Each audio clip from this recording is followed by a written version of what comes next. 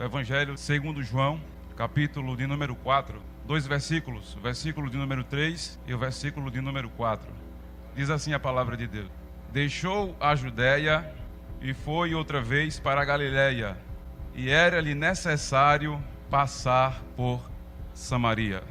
Uma porção da palavra de Deus que é muito conhecida dos irmãos. Eu sei que nós que aqui estamos nesta noite e que podemos fazer esta rápida leitura destes 2 versículos do Evangelho de João, nós, todos que aqui estamos, quero acreditar que todos já ouviram falar, já leram, de maneira que é um texto muito conhecido. Nós não estamos falando nesta noite de uma coisa alheia ao conhecimento dos irmãos. É uma passagem extremamente conhecida, mas o Senhor colocou em meu coração de trazer uma palavra para a igreja do Senhor. E eu sei que existem corações sedentos da palavra de Deus, e a palavra de Deus ela tem endereço certo nesta noite. Diga amém por isso. Eu gostaria de pegar um versículo, nós lemos 2 versículos, mas eu gostaria que os irmãos lessem comigo o versículo de número 4, toda a igreja, em alto e bom som. Eu quero acreditar que de todo o capítulo 4, é um versículo que tem, dentro do capítulo, tem um papel fundamental e importante no desenrolar deste texto. E eu gostaria que os irmãos lessem comigo todo o versículo de número 4. Toda a igreja, 1, 2, 3. E era-lhe necessário passar por Samaria. Então este versículo, ele vem falar de uma necessidade. E a necessidade era uma necessidade espiritual. E o Espírito de Deus ministrou ao meu coração para falar exatamente sobre esta necessidade. E abrindo um parêntese, eu quero acreditar que neste lugar existem pessoas que vieram a este santuário e que têm uma coisa em comum. E o que é? É uma necessidade. Quando lemos o Evangelho de João, seus 21 capítulos, na visão deikiana, ele diz que para cada capítulo do Evangelho de João, João, na direção do Espírito de Deus, apresenta Jesus Cristo como sendo alguma coisa. No primeiro capítulo deste Evangelho, ele apresenta Jesus Cristo como sendo o Filho de Deus, e para isso ele vem contar acerca da encarnação de Jesus Cristo. No capítulo de número 2, ele vem apresentar Jesus Cristo como sendo o Filho do Homem, e para isso ele apresenta Jesus Cristo operando um grande milagre lá em Caná da Galileia. No capítulo de número 3, ele apresenta Jesus Cristo como o mestre divino, e para isso ele vem narrar uma história muito bonita de um diálogo entre Jesus e Nicodemos. E no capítulo de número 4, que foi o capítulo que a gente fez a leitura nesta noite, ele vem apresentar Jesus Cristo como sendo o ganhador de almas. E se a gente fosse observar capítulo após capítulo, nós encontraríamos Jesus Cristo como sendo alguma coisa. Então o caráter de Jesus Cristo e a sua obra, ela está revelada em todo o seu evangelho, bem como nos demais evangelhos. E quando a gente soma os textos que estão registrados nos 4 evangelhos, nós podemos, por assim dizer, que encontramos uma visão em 4D da vida e da obra de Jesus Cristo quando esteve aqui na terra. E nós sabemos que Jesus Cristo, ele foi 100% homem e 100% Deus. E alguns escritores, falando com relação a esta dupla natureza, natureza humana e natureza divina, existe um determinado autor que fala em um dos seus livros, Max Lucado, por exemplo, vem dizer que Jesus Cristo teve um nascimento natural de uma concepção sobrenatural. Josh McDowell vem dizer, por sua vez, que Jesus Cristo foi homem, foi Deus e foi homem. E é interessante nas palavras dele dizer de que, como homem, a sua divindade em momento algum foi ofuscada. E como Deus, a sua humanidade também não foi comprometida. Ele foi Deus, ele foi homem. Ele foi homem, ele foi Deus. E como a gente já ouviu diversas vezes falando com relação a Jesus Cristo Deus e Jesus Cristo homem, mais uma vez eu gostaria de reforçar, porque o texto vem nos falar acerca de uma história muito bonita. E esta história gira em torno de Jesus, de uma mulher e de uma cidade.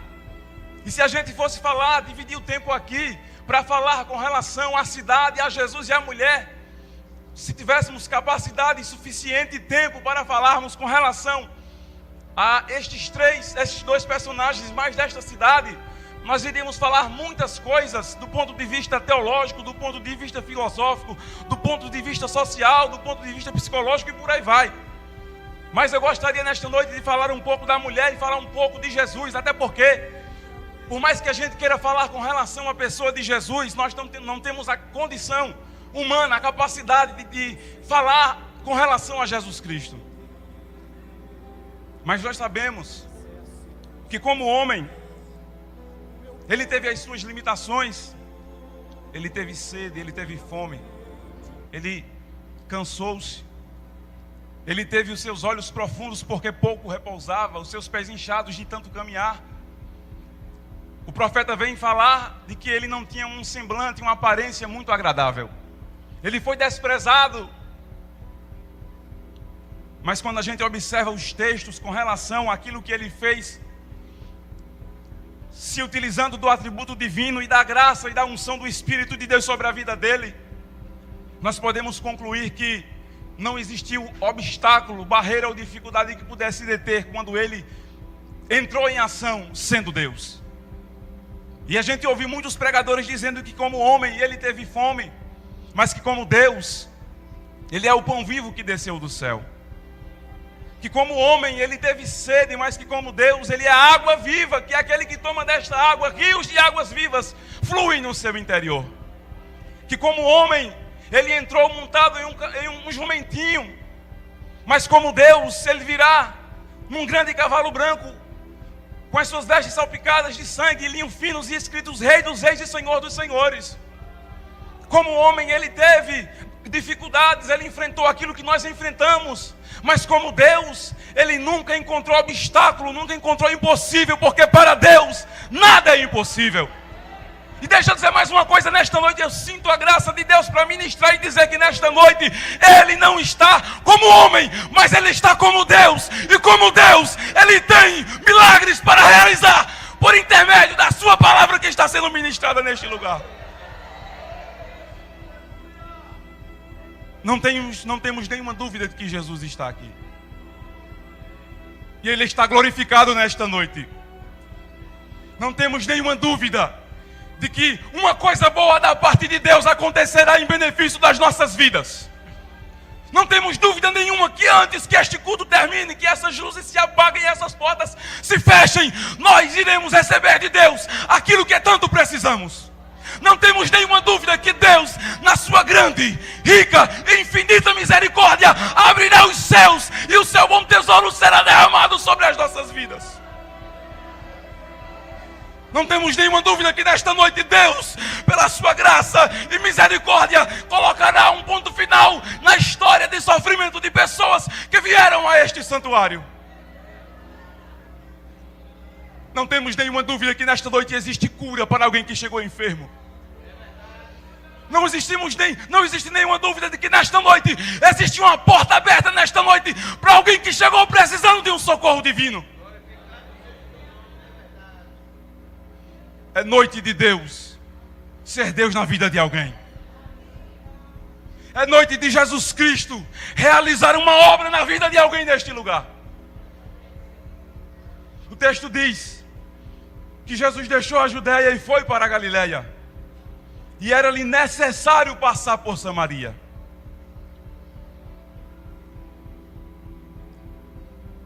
Flávio José vem dizer de que quando Jesus deixou a Judeia e foi para a Galileia e passou por Samaria, a região de Samaria, especificamente uma cidade por nome Sicar, ele fala que a necessidade é de que ele teria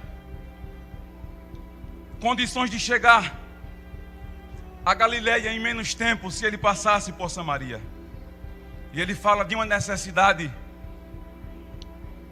aproveitando-se da geografia do lugar, para ter como um atalho e poder chegar o quanto antes.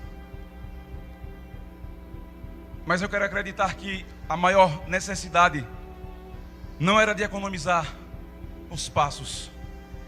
Eu quero acreditar que a maior necessidade era espiritual.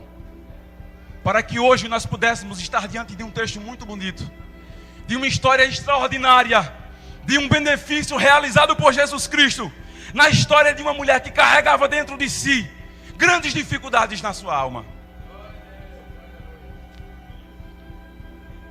Se a gente for observar a história daquela mulher, era uma história muito triste. Ela não tinha uma das melhores histórias. Era uma mulher que vivia uma situação muito difícil. Era uma mulher que tinha um grande problema espiritual. Era uma mulher que, quando parava e fazia uma autoanálise, era uma mulher que, quando parava e percorria os labirintos da sua alma e os corredores do seu espírito, ela se encontrava em cadeias, grilhões, cadeados que prendiam a sua alma e o seu espírito. E ela vivia enclausulada em um mundo de pecado, de amargura, um mundo de solidão, um mundo de tristeza. E Jesus Cristo, sendo Deus, conhecendo da história daquela mulher, Ele decide passar por Samaria para poder solucionar aquele grande problema. Era necessário Jesus passar por Samaria. E deixa eu dizer uma coisa nesta noite. Da mesma forma que foi necessário Jesus passar por Samaria, foi necessário Jesus passar aqui em Coabe, porque Jesus sabe que neste lugar, nesta noite, alguém chegaria por estas portas em uma situação semelhante à história daquela mulher. Jesus passou em Samaria por conta da necessidade de uma mulher. E Jesus está passando hoje à noite em Coabe por conta da necessidade de pessoas que vieram neste lugar. Talvez você já chegou neste lugar, dobrou o joelho, orou, cantou, leu a Bíblia, cumprimentou o seu irmão com a paz do Senhor, deu até um sorriso para ele, mas só Deus sabe como está a sua alma e o seu espírito nesta noite.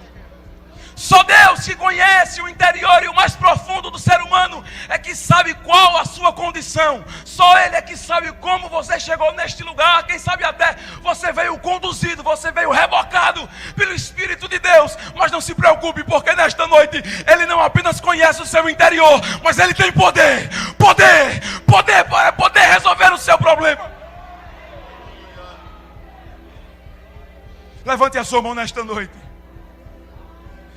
Sinta-se tocado pelo Espírito de Deus. Há uma revelação na palavra no sentido de que Deus, conhecendo a sua necessidade, Ele passou nesta noite, neste lugar. Se prepare nesta noite, porque Jesus está aqui. Se prepare nesta noite, porque Jesus está aqui. Se prepare nesta noite, porque Jesus está aqui.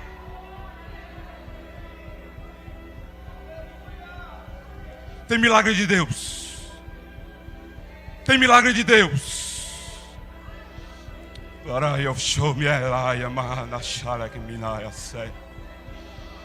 Diz o Senhor: tem milagre nesta noite para a minha igreja.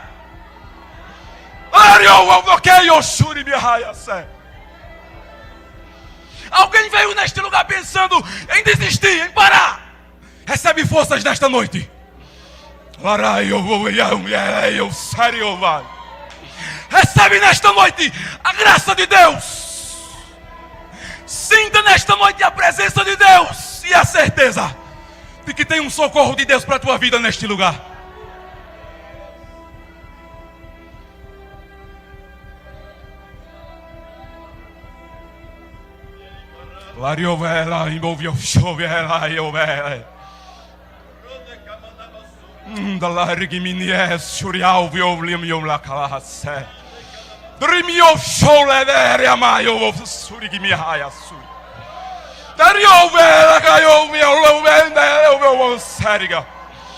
Nesta noite Deus está dizendo para a igreja de Coabe: tem uma providência da minha parte para a minha igreja. Eu, Deus, estou ministrando a corações, a vidas que vieram neste lugar nesta noite.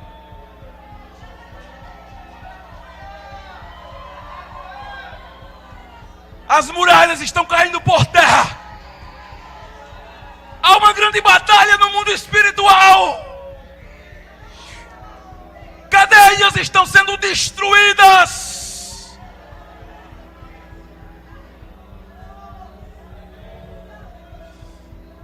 Deus está com a igreja. Deus está com a igreja. Deus está com a igreja. Aonde está a igreja de Deus? Aonde está a igreja de Deus? Aonde está a igreja de Deus? As portas do inferno não podem prevalecer contra a igreja de Deus, porque Deus cuida da mesma. As portas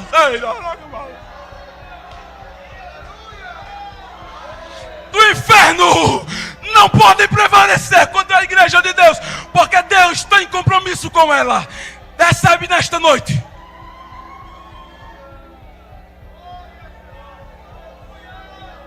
Aleluia.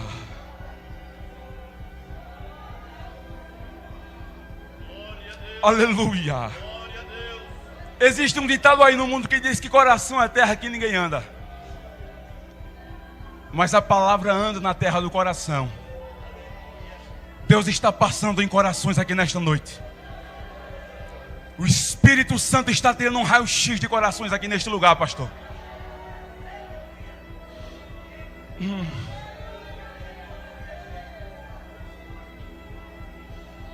E o diagnóstico dos céus nesta noite é a vitória para a igreja. Existe um prognóstico da parte de Deus. Se alguém veio neste lugar pensando que não iria conseguir, o sangue de Jesus tem poder.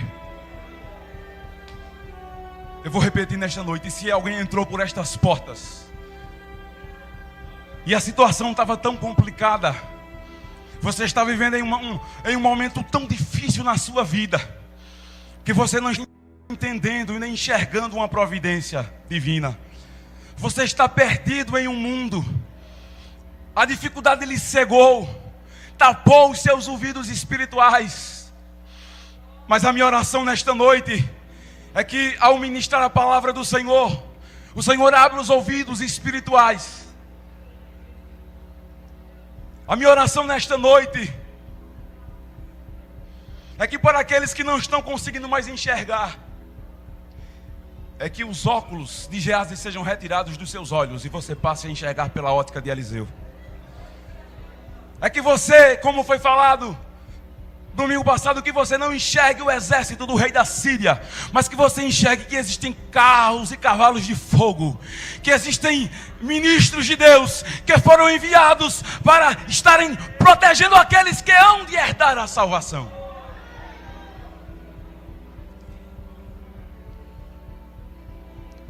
Era necessário Jesus passar por Samaria. Eu acho interessante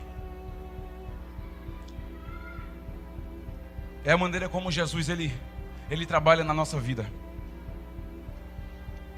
O meu coração se alegra e eu louvo a Deus por saber que Jesus, quando trabalha na nossa vida, Ele trabalha de uma maneira muito especial. Jesus tinha uma grande agenda para cumprir. Jesus estava cercado de muitas pessoas influentes, pessoas da massa.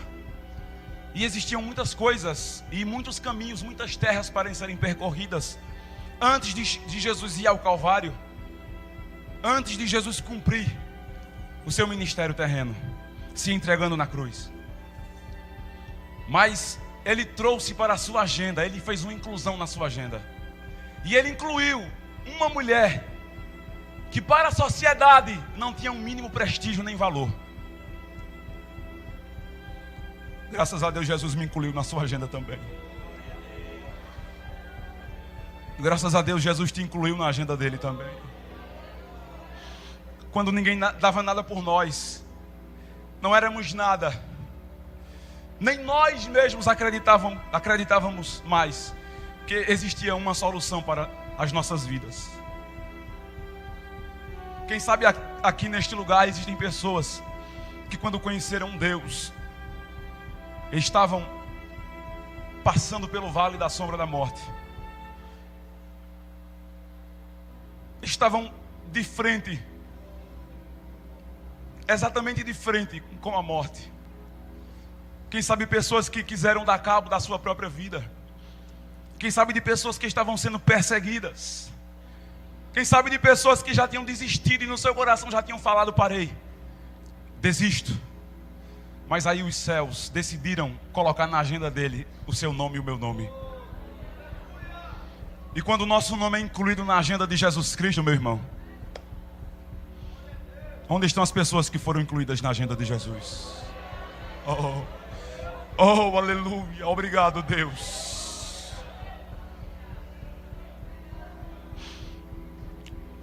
Meu Deus, quando eu paro para olhar minha vida, toda a situação que eu pude passar até chegar aqui, ter que pedir esmola,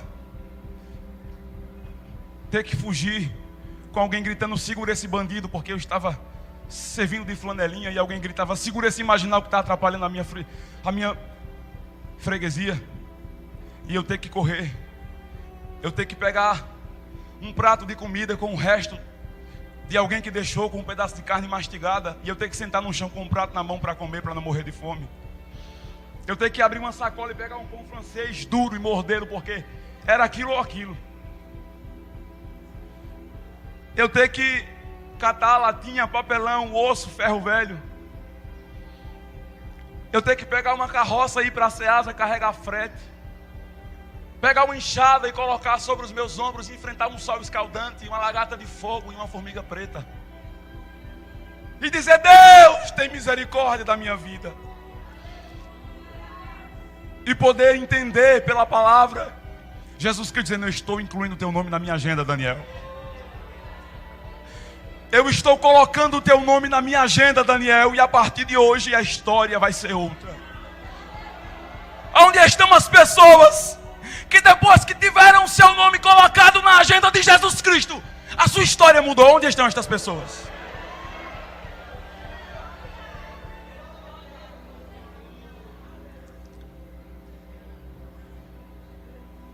A Bíblia diz que Jesus chegou perto do meio-dia. Está registrado no versículo de número 6, quando diz que era isso quase a hora sexta. Era mais ou menos meio-dia. Sabemos que meio-dia é o momento que o sol está no seu auge. E também, se a gente for estudar, a gente vai descobrir que essa não era a hora de buscar água. A hora de buscar água era ou de manhã ou de tarde, no final do dia. Por quê? Porque quem buscasse água de manhã, no primeiro horário, ou de tarde, no último horário, não se depararia com o sol. Seria muito mais fácil carregar um grande cântaro na cabeça, pesado de água, sem o sol estar incomodando. Aquela mulher estava fazendo o sentido contrário. Ela estava exatamente no horário de mais calor, de mais causticação, e ela estava com um cântaro buscando água. Por quê? Porque aquela mulher já tinha sido alvo de muita crítica. Muitas mulheres, no início ela até procurou buscar água no horário que era comum às mulheres. Mas ela começou a enfrentar muitas dificuldades. Por quê? Porque ela foi pelas outras mulheres, ela foi tida como uma indigna de estar próximo delas. E aquela mulher sofreu o máximo de humilhação que uma pessoa pode sofrer. Se aquela mulher estivesse aqui nesta noite e a gente emprestasse o microfone para ela, para dizer o que ela passou, muita gente ia ter que colocar a mão no bolso, tirar um lencinho para secar as lágrimas, porque ela não tinha muita coisa boa para contar. Era uma mulher que procurava o Senhor certo em lugares errados. Mas, glória a Deus, porque o Senhor certo marcou o endereço com ela para poder resolver o seu problema. E quando aquela mulher encontra-se com Jesus, Jesus lhe pede água. Aquela mulher, de pronto, imaginando ser mais uma pessoa que teria um preconceito com ela, já procura distância. E diz que não existe relação entre judeu e samaritano. E depois da divisão de Israel, a tribo do norte e a tribo do sul, os judeus se dispersaram, foram para outros lugares. E quando houve essa dispersão, essa diáspora, os judeus, nos outros lugares que eles foram morar, tiveram relacionamento com povos pagãos. Se casaram e tiveram filhos, e estes filhos foram pessoas que nasceram de sangue judeu com gentil. Então eram pessoas com sangue misto. Eram os samaritanos, e por essa razão os judeus não queria um relacionamento com os samaritanos. E o relacionamento entre o judeu e o samaritano era apenas estritamente comercial. E a Bíblia diz que quando Jesus estava naquele lugar, os discípulos foram para a cidade comprar comida. E nós entendemos pelo texto que era nada mais, nada menos do que um relacionamento estritamente comercial. Nada de existir uma relação amistosa, de amizades. Não.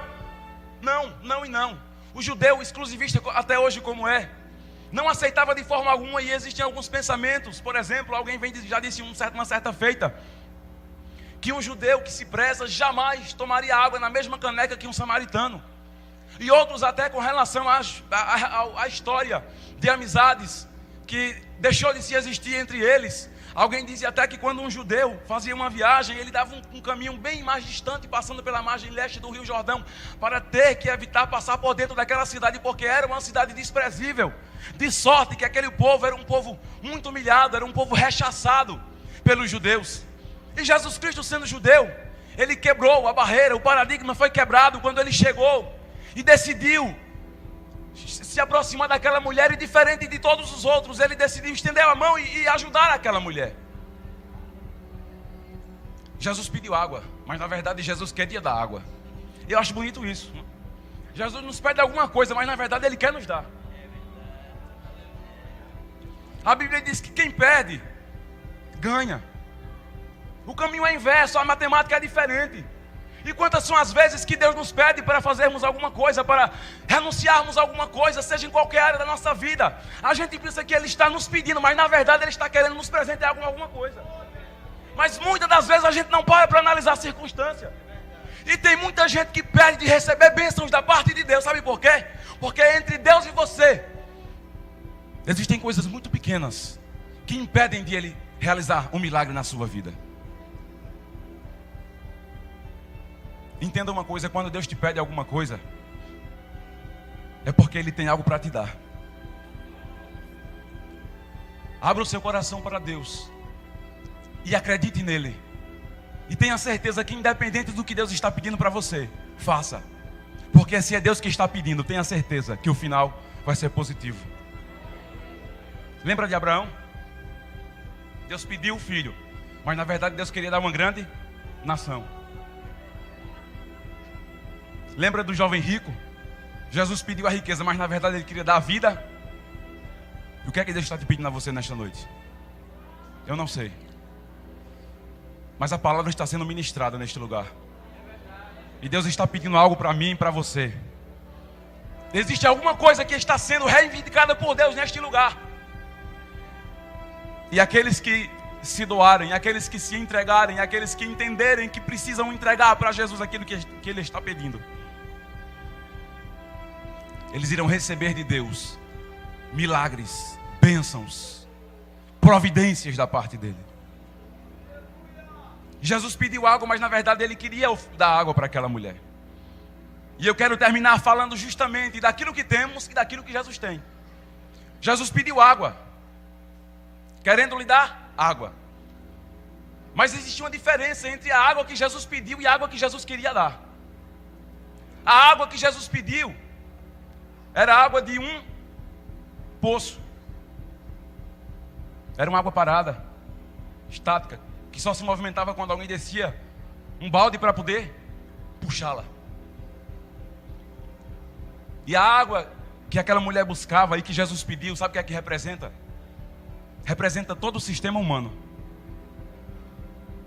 Eu lendo a Bíblia, parei para analisar, e Deus me fez entender que essa água representa todo o sistema humano. Porque aquela água era para matar a sede, só que a verdade é que aquela mulher, quanto mais tomava daquela água, mais sede ela tinha. E quantas são as vezes que nós lançamos o nosso balde lá no mais profundo poço, buscando água para saciar a nossa sede, as nossas necessidades. Mas o fato é que se a água não vem de Deus, o fato é que se a origem não é divina, se é humana, nós sempre teremos que recorrer, porque nunca será o suficiente para resolver o nosso problema. Existem grandes reuniões no sentido de resolver o problema que está no mundo todo. Existem mesas redondas. A ONU, os países de primeiro mundo, Os diplomatas se reúnem querendo discutir meios, maneiras de resolver o problema da humanidade. E a gente liga o rádio, a televisão, e a gente só vê as notícias de dificuldades, de guerras, de explosões, de mortes em massa. Mas por mais que eles queiram resolver o problema, eles não conseguem. Por quê? Porque estão buscando a água de um poço. É uma água parada, é uma água que não tem vida. Mas Jesus falou que tinha água viva. E no original, no hebraico original, a expressão água viva dá a entender o seguinte: a interpretação é de que Jesus estava falando de uma água diferente daquela água parada. Ele falou de uma água viva. Se é viva, ela se movimenta. E a ideia de Jesus da água viva é a seguinte: é uma água descendo de uma parte alta para uma parte baixa. E quando ela desce com muita força, com muita violência, com muita intensidade.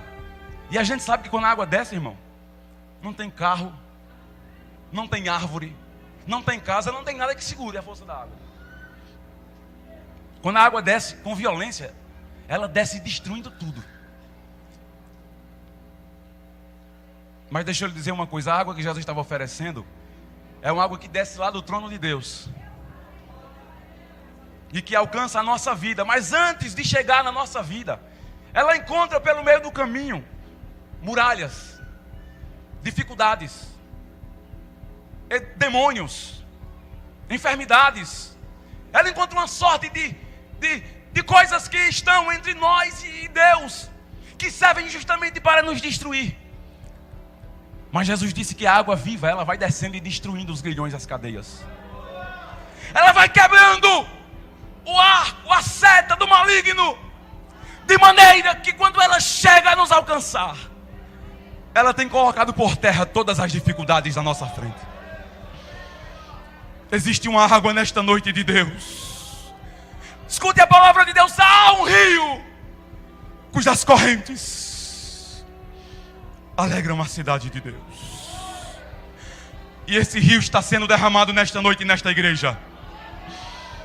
O rio de Deus está sendo derramado nesta noite nesta igreja. Existe uma grande corrente de água que está sendo derramada sobre esta igreja. E por onde este rio está passando, está transformando, está trazendo novidades. Oh, enquanto o rio de Deus está descendo, porque Jesus disse que é água viva, e se é viva, ela se movimenta e surte efeito na nossa vida. E o rio de Deus está sendo derramado sobre esta igreja. Se a terra está seca, o rio de Deus está passando na terra seca. Eu posso sentir o cheiro da água caindo na terra. Eu sinto o cheiro da água molhando a terra. Pelos olhos espirituais, eu posso enxergar gramas nascendo na terra seca. Eu posso enxergar pelos olhos espirituais a água refrigerando a nossa alma e o nosso espírito. Oh, levante a sua mão. Levante a sua mão. Seja alvo. Seja alvo. Se molhe nesta noite neste rio e receba de Deus uma providência para a sua vida. O rio de Deus está trazendo providência nesta noite. Existe milagre para a tua casa. Existe milagre para o teu filho. Existe milagre para a tua esposa. Existe milagre para o teu esposo. Há uma transformação de Deus. Existem curas. Existem novidades. Existem milagres. Porque o rio de Deus está sobre essa igreja nesta noite. Se molhe neste rio. Se molhe neste rio. Se molhe neste rio. Mate a sua sede nesta noite e beba a água de Deus. Beba a água de Deus. Beba a água de Deus. Beba da água de Deus. Se molhe nesta noite neste rio. Saia daqui diferente. Porque o rio de Deus, a água de Jesus, ela muda a história da tua vida nesta noite. Que Deus em Cristo continue ajudando a igreja no nome de Jesus.